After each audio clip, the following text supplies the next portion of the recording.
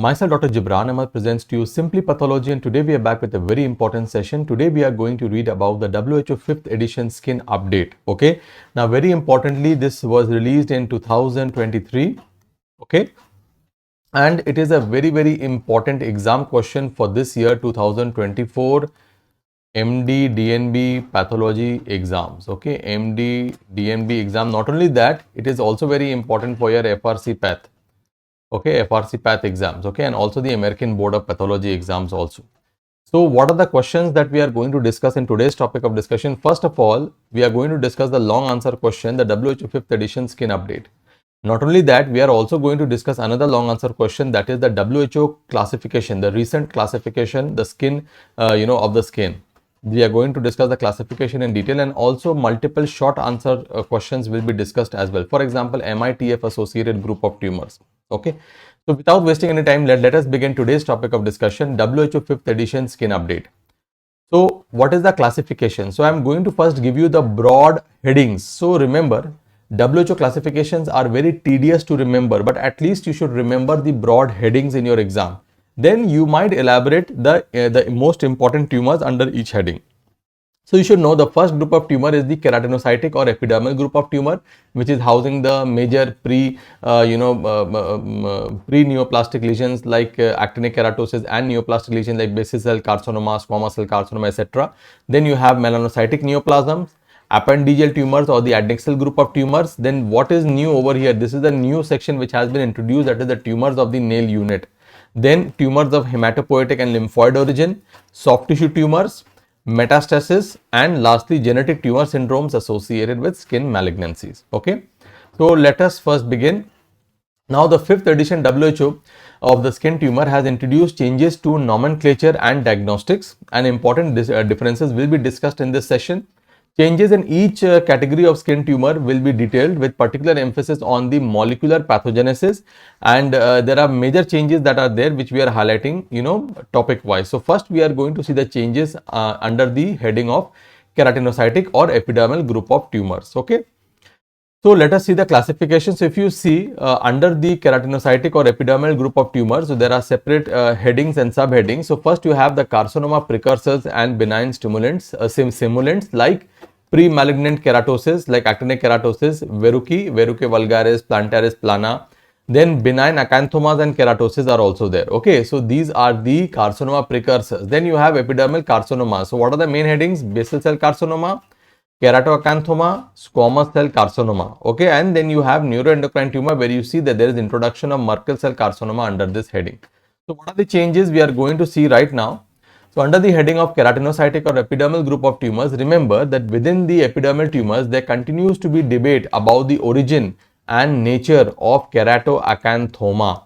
So with regards to keratoacanthoma, remember in this edition it has been elected to keep the keratoacanthoma separate from squamous cell carcinoma because of the benign behavior. So if you see in the previous edition, keratoacanthoma was under the heading of squamous cell carcinoma, but in this edition they have kept it as a separate entity. Why?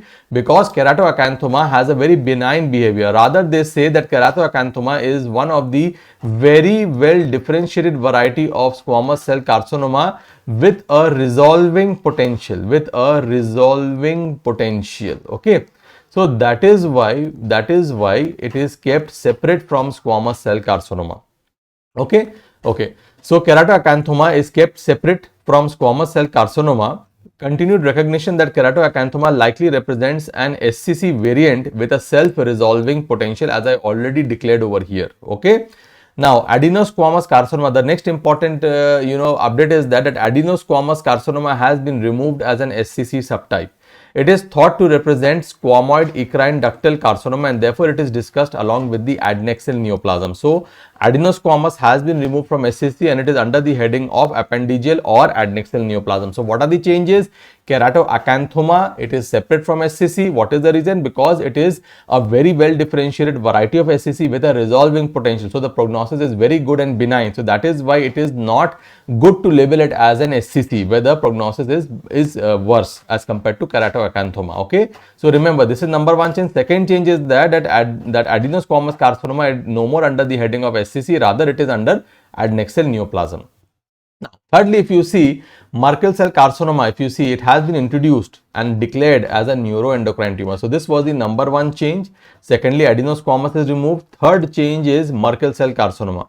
So Merkel cell carcinoma is now recognized as a neuroendocrine carcinoma of the skin. Now remember that there are two varieties of Merkel cell carcinoma. One variety which is which is polyoma virus associated, which is seen majorly in cases, or in world, in places where there is low sun exposure. Okay, and another variety, that is the non-polyoma virus variety. Okay, that particular variety is typically associated with TP53 and RB mutation, which is also common in other neuroendocrine tumors. Okay, and they are associated with a UV associated etiology is there. So more sun exposure is there, okay, in these areas where you have non-polyoma virus associated Merkel cell carcinoma. So again, I will repeat once again, Merkel cell carcinoma is designated a neuroendocrine carcinoma of the skin. Remember, there are two types. One is polyoma virus associated, which is more common in those parts of the world where there is low sun exposure, okay, and there is another variety which is non-polyoma virus associated Merkel cell carcinoma, which is very much like other neuroendocrine carcinomas, and they harbor the TP53 and RB1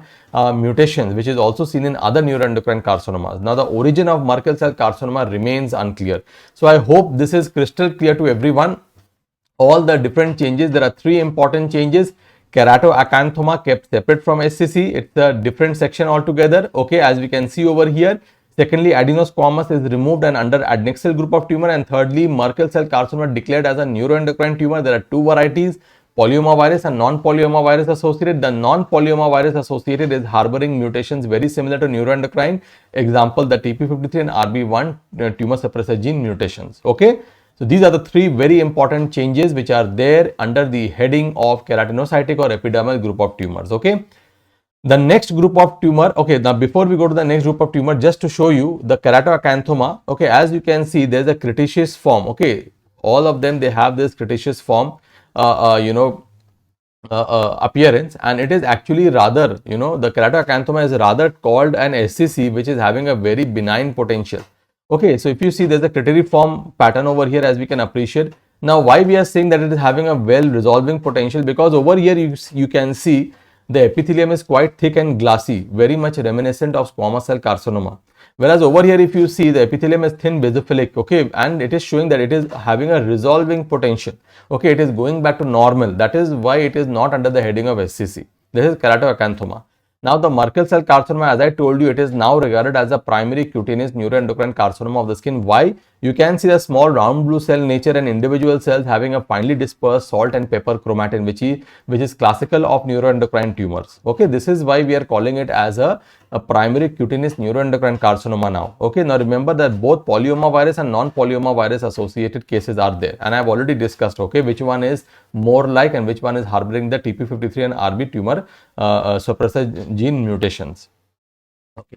The next group of tumor is your melanocytic neoplasm. Now, what is new in the melanocytic neoplasm? If you see, look at the classification, there is a lot of changes in the classification. And if you see over here, an intermediate group is there. Now, remember, in general, I will tell you, suppose you are looking at a particular lesion, okay. So, if it is completely benign, we used to call it as nevus or nevi, right? And if there was any atypicalities, previously we used to call it as atypical nevus, something like that. But now, okay, any lesion which is falling short of a melanoma or falling short of a carcinoma, okay, and it is not, and it cannot be called as a benign nevus also because of the atypical changes. The WHO has introduced a new term that is called as melanocytomas. This is something, anything falling short of a melanoma or a carcinoma, okay, is called as a melanocytoma. Okay, it is actually having more than one mutation as compared to a nevus, and they are having atypical histological features. So if you look at the classification, it is being reflected. I will discuss it in details. So let us see the broad headings over here. Melanocytic neoplasm in intermittently sun exposed skin. So you have completely benign groups like the nevus, like you have junctional, compound, dermal nevus, okay, dysplastic nevus, nevus pilus, okay, halo nevus. So different kinds of nevus are there, okay, lentigo or lentigo melanocytic nevus. So all these things I have already discussed, okay, in the melanocytic group of lesions, okay, melanocytic neoplasm I have discussed in details. Just you have to know the classification, which has been little bit reversed. Similarly, now those lesions, now this is a completely new group. melanocytomas, if you see, now remember, how do you differentiate melanocytoma from nevus? Now nevus has only a single mutation. They will have a single mutation plus they have a completely benign histopathological feature. Whereas melanocytomas, they have more than one mutation, and the second mutation is basically happening in some kind of pathway. Okay, and this second mutation is leading to atypical histopathological features. So you are having atypical histopathological features over here with more than one mutation, and the second mutation is usually reflecting a pathway which they are affecting. For example, you are having WNT activated deep penetrating a plexiform melanocytoma, or you are having BAP1 inactivated melanocytoma, or MITF pathway activated melanocytic tumor. Now this MITF pathway melanocytic tumor, okay, it can come as a short note or also as a LOQ in your exam. So again, I am telling you, this is very important and has also been discussed in details here. So pay a lot of attention. Then third group, we are having melanoma in intermittently sun exposed skin, that is low cumulative sun damage melanoma. Okay, so this is how you are basically dividing or the melanocytic neoplasm in intermittently exposed sun. Then you have melanocytic neoplasm in chronic sun exposed area. You are having melanomas, usually lentigo maligna melanoma and desmoplastic melanoma. Okay, then we have a group of tumor that is Spitz. Now Spitz, remember, Spitz, some of them are completely benign, they are the Spitz nevus. Some of them have certain atypicality, but we cannot call it as a melanoma, we call it as a Spitz melanocytoma. Previously, we used to call it as atypical Spitz tumor or atypical Spitz nevus, but right now the term melanocytoma is to be used. And then if the features are frank malignancy, we are calling it as Spitz melanoma. Similarly, we are having melanocytic tumors in acral skin. We call it as acral nevus or acral melanoma. Now over here, because there is clear-cut benign or clear-cut malignant, so there is no intermediate neoplasm. So we are only using the term nevus and melanoma over here. There is no melanocytoma in this case. Okay, then you have genital and mucosal. Okay, so you have under the benign heading, you are having melanosis. Okay, and under the melanomas, you are having the melanoma. Okay, then you have the blue nevus and related tumors. Okay, so again, you are having the nevus and you are having the melanomas arising from blue nevus. Similarly, you are having congenital melanocytic tumor, wherein you are having congenital nevus and melanomas arising from congenital nevi. Okay, so most of these entities have already been discussed in the melanocytic lesions, okay, in our section. So I'm not going to the details of individual, but I'm just highlighting the changes. So what has been introduced is the term melanocytoma. So I am going to just read out whatever I have already explained. Now yes, one more important change is now over here the melanocytic neoplasm is completely collective in nature. That is, previously the ocular and CNS melanomas, they used to be under the respective chapter of eye and CNS, but over here it has been clubbed together under the heading of melanoma only. Okay, and lastly we are having nodular metastatic nevoid melanomas as well. Okay, so with this we have completed the classification of melanocytic neoplasms according to the WHO 5th edition. Now we are going to discuss whatever I have just said. I am just going to read out, so please pay a lot of attention. The classification of melanocyte derived tumors, which was completely revised in the 4th edition, is kept. So most of the things are same, with some fine tuning of the terms as further molecular characterization improves our understanding. For example, if you look at these lesions, that is this melanocytomas, all these WNT, BAP1 inactivated, MITF associated, all these are new entities that have been introduced, okay, in this particular edition, owing to the discovery of molecular pathways. The advanced understanding of the molecular pathways in melanocytic lesion has led to definition changes. Now the progression of the benign lesions towards malignancy is evident in neoplasm intermediate between the nevus and melanoma, now termed as melanocytoma. To define a neoplasm which has more than one mutation, okay, on the way towards malignancy and often associated with atypical histological appearance or clinical behavior, which I have already explained over here. Nevus means only one mutation and benign histopathological feature. Melanocytoma more than one mutation, okay, and atypical histopathological feature. Okay. Now these mutations tend to be in specific pathways which further define the tumor type involved. As I have already said over here, there is WNT activated pathway type of melanocytomas, or BAP1 inactivated or MITF pathway inactivated melanocytic tumors. Okay. So now the classification in melanoma is collective. As I told you that they have included even the CNS as well as the ocular melanomas, okay, as well as the different types affecting the skin, the acral type of melanomas, everything has been clubbed together under the heading of melanocytic neoplasms of the skin. Now very important thing is restrained proliferation of activated oncogenes by tumor suppressor genes will lead to the formation of nevus. Okay, while additional mutations and escape from the tumor suppressor gene control result in intermediate or malignant neoplasm. So what is the nevi? The nevi, they are clonal neoplasm with a single mutation, no other pathological changes, bland cytological appearance, benign behavior. Whereas a melanocytoma, they are intermediate neoplasm between a nevus and melanoma harboring more than one driver mutation, display atypical histopathological feature and the potential for local recurrence.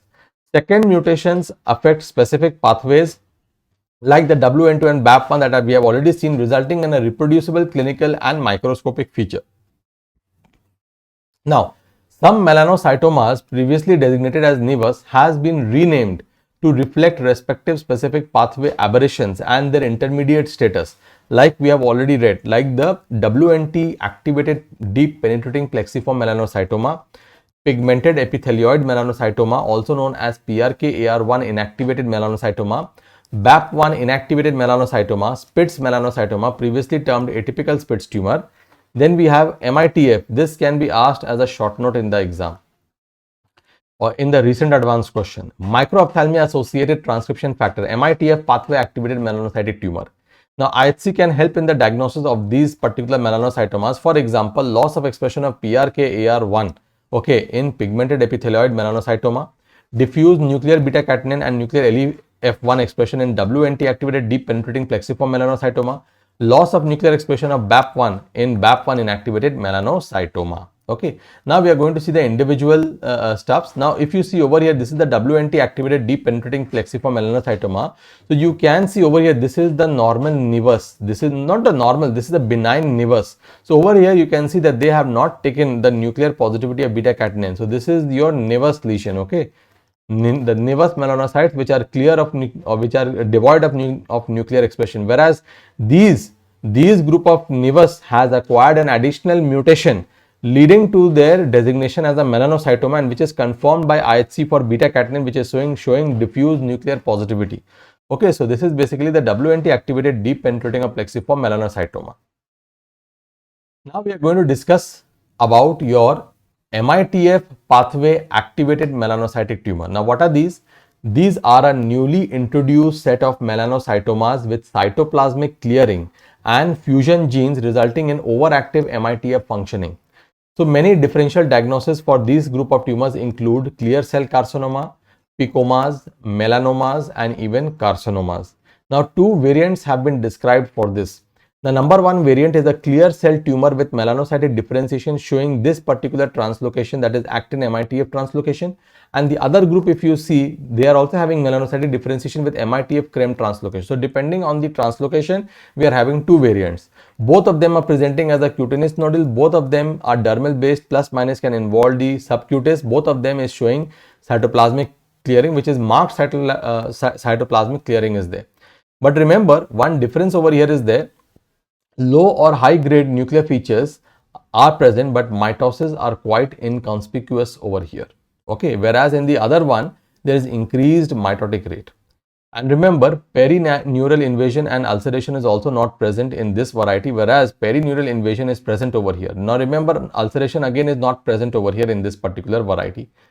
Now they are showing MAT1, HMB45S and MITF positivity is there. Now this is also showing the same, but HMB45 staining is patchy over here, and they are pan-CK negative, pan-keratin negative. Okay, so this is about your MITF activated melanocytic tumors.